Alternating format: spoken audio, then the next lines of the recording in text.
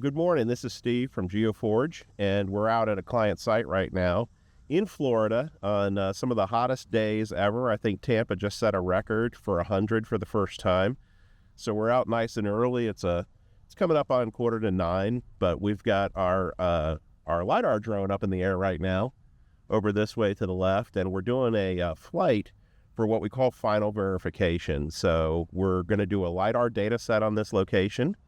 And in that, we're going to take the information that we get on the ground, and we're going to compare that to the way that the surface of this location was designed to be. So your engineering firm would have done a design grade and said, this land needs to look this certain way. We're going to take a LiDAR set, get to ground classification, and then we're going to superimpose every lot and parcel on this project into our system and compare at the individual lot and pad level, what does the ground look like versus what is it supposed to look like? And the reason this is important is because when you do this inspection, which is in many jurisdictions required and has to be signed by a surveyor, that if that's off, right, then you've paid a surveyor to come out, and then you've got to have them come back out after it's remediated.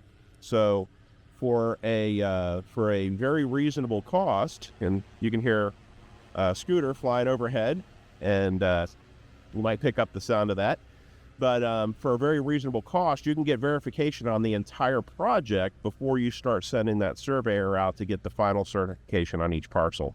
So we're not in a position yet, we're working on that to be able to sign off on these, but for now, we can give you that assurance that before you send that surveyor out, you're going to go ahead and get some verification. And there's some other things that we're looking for. So if you want to come over here, we'll get a little bit of a shot of we've got going on over here. And we want to memorialize this because we're going to also show what we find in our model when we process this LiDAR. So obviously we've got some washout in this project, not by design, I'm sure, because why would you want that? So we're going to go ahead and memorialize this, and we'll highlight this in our portal once we do our processing back at the office. So drone's up there right now. We're going to be, we're probably just over halfway done. It's a very small project, but the reason we fly LiDAR is, as you can see here on the ground, we've got a lot of vegetation that's grown in. We're in the late phases of development. We're getting ready to start doing certifications. And if we were doing a photogrammetry data set on this, all of this vegetation in the photographs would raise up our ground. With LiDAR, we're going to be able to punch through. We're going to be able to clear all this grass off. We're going to be able to clear off the trees, anything else that isn't ground, and get to a true ground classification. Basically peel away that earth and just show you what that bare earth looks like, peel away that vegetation, and we'll show you what that looks like when we get back to the office and process. So for now, from the field, have a great day, and we'll talk to you soon back at the office.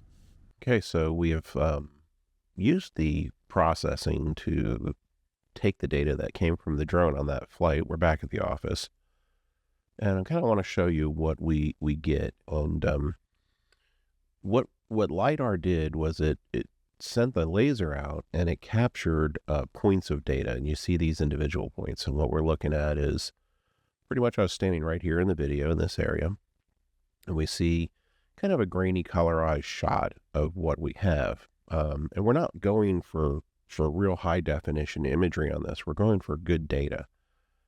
So if we were going for high resolution imagery, we'd be doing photogrammetry, but this is LiDAR. And just to kind of show you what we're going after is we're going to then turn around and we're going to classify all of these points. And there's going to be things like vehicles, which you can see in the yellow. There's going to be trees, there's going to be vegetation. And what we're actually after is this final classification called ground. Now, this may not look like much right now, but what we're doing is we're going for a model of the ground. And you can see those runoff lines that I had pointed out on site are right here.